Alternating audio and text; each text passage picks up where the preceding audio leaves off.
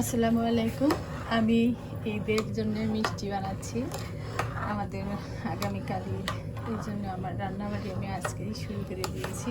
এখানে সন্দেশের জন্য 1 গ্যালন দুধ আমি এরকম গরম জাল দিয়ে নিচ্ছি। আর ওমা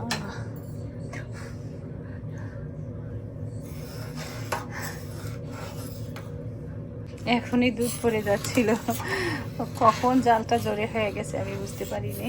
যা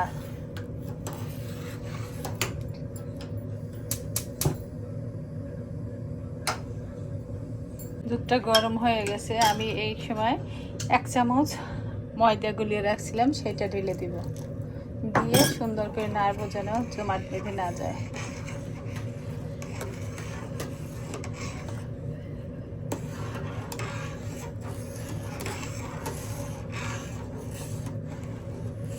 আমি সন্দেশ বানাবো, এই জন্য এর মধ্যে একটুই দিলাম, ময়দা দিলাম, দিলে পরে ছানাটা খুব সুন্দর নরম হয়।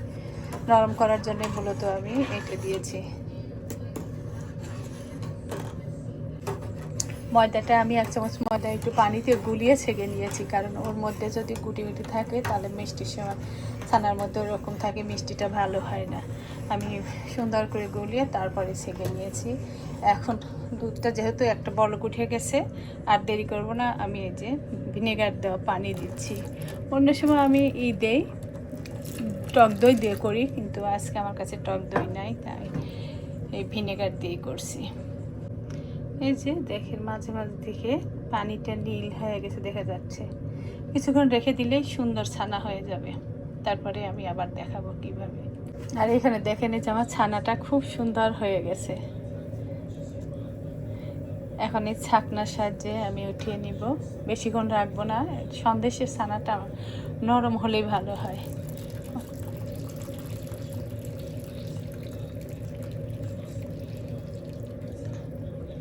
এখানে ঠান্ডা পানিও রেখে দিয়েছি আগের থেকে, এই ছাকনার মধ্যে সবগুলো আমি নিয়ে নেব। তো ঠিক আছে, আমি উঠাই, তারপরে আবার দেখাবো। 1 গ্যালন দুধ থেকে আমার এই যে এইটুকু ছানা হয়েছে। ছানাটা সুন্দর করে ধুয়ে নিয়েছি, অনেক পানি ঝরছে, পানি ঝরলে আমি মিষ্টি বানানো শুরু করব। আমি এখানে ঘি দিয়ে দিয়েছি, আর দিব হচ্ছে ছানাটা। এই যে পানি ঝরে গেছে, এই ছানার পুরোপুরি পানি ঝরার দরকার না, যেহেতু আমি সন্দেশ বানাবো, এই জন্য এই অবস্থাতেই এখন এর মধ্যে ঢেলে দিই।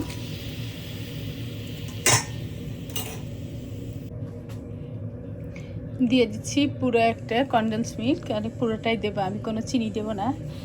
এই মিল্ক কনডেন্স মিল্কে যতটুকু মিষ্টি হয়, এই মিষ্টিতেই মিষ্টি হবে, বেশি মিষ্টি দেবো না। পাউডার মিল্ক দিয়ে দিচ্ছি।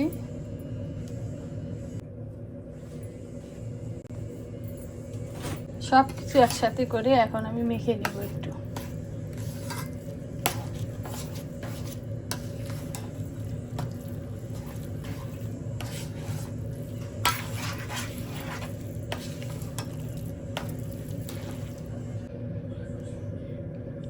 দিয়ে দিলাম একটু লিকুইড দুধ, বেশি না, 1 কাপ দিয়ে সুন্দর করে মেখে আমি এখন মিষ্টির জন্য জাল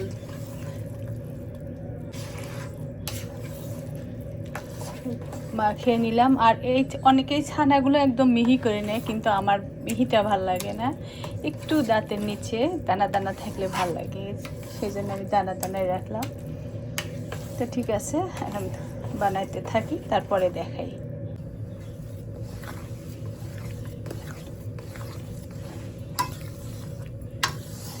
এখন খুব সুন্দর করে জাল দিতে হবে, কারণ আর নাড়তে হবে বেশি বেশি করে, না নাড়লে নিচে যদি পুড়ে যায় তাহলে তো সব নষ্ট, কোনোভাবে যেন লেগে না যায়, সেই জন্য অনেক নাড়তে হয়।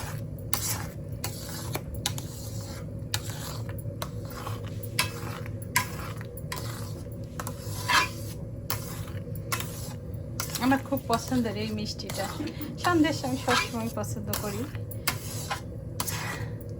আগে খুব মিস করতাম বাংলাদেশের মিষ্টি সন্দেশ, যখন থেকে নিজে বানিয়ে খাই, এখন আর কিছু মনে হয় না, এখন হয় যে আমারটাই ভালো, আমি যেমন করে না বানাই, আমি আমার মতো করে বানাই, আমার মনের মতো। আমি হয়তো অন্য কারোটা ইউটিউব দেখে ফলো করি, পুরোপুরি করি না, যেটুকু আমার ভালো লাগে আমি সেটুকু করি, আরটুকু আমার ইচ্ছা মতো আমি করি।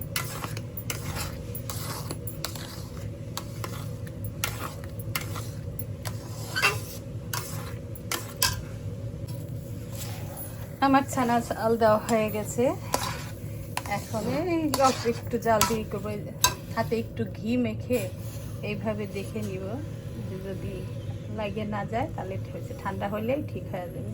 এই তো সুন্দর হয়ে গেছে, আর জাল দিব না। চুলার জাল অফ করে দিয়েছি, এনে ঠান্ডা হওয়া পর্যন্ত অপেক্ষা করব, তারপরে বানাবো।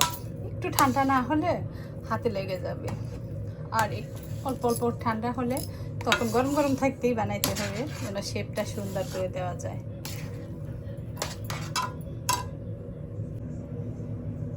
আমি এক পাশে যেখান থেকে ঠান্ডা হয়েছে সেই পাশ থেকে একটু একটু করে নিয়ে এরকম গোল করে করে নিব, কারণ এখন গরম থাকতে না বানালে শক্ত হয়ে যাবে, তখন বানানোর সমস্যা হয়ে যায়। আর এই যে এখানে আমি ডাইস রাখছি, এটা দিয়েই বানাবো। ওই যে ওখানে দুইটা বানিয়েছি, আরও বানাবো এভাবেই। এই যে দেখেন কি সুন্দর হয়ে গেল, এইভাবে সবগুলো বানিয়ে নেব। ঠিক আছে, আমি বানাই, তারপরে আবার দেখাবো। এই তো তৈরি হয়ে গেল আমার সন্দেশ, মজাদার সন্দেশ, অনেক মজার হয় এই সন্দেশগুলো। আর এটা একদম খাঁটি ছানা দিয়ে তৈরি, নিজের হাতে সব কিছুই নিজের বাসায় তৈরি, ছানাটাও তৈরি করা হয়েছে নিজে, আবার মিষ্টিগুলোও নিজের হাতে বানানো। এই জন্য এত স্বাদের হয় যে মুখের মাথায় লেগে থাকে, বারে বারে খেতে ইচ্ছা করে। আর এটা মিষ্টিটাও কম দেওয়া আছে, বিশেষ করে ডায়াবেটিক্স রোগীদের জন্য খুবই ভালো। এইটা এত কম মিষ্টি দিয়ে বানাইছি, আমি অল্প মিষ্টি দিয়ে বানাইছি। ঠিক আছে, সবাই ভালো থাকবেন, আল্লাহ হাফেজ। আর আমার সন্দেশটা কেমন হলো অবশ্যই জানাবেন।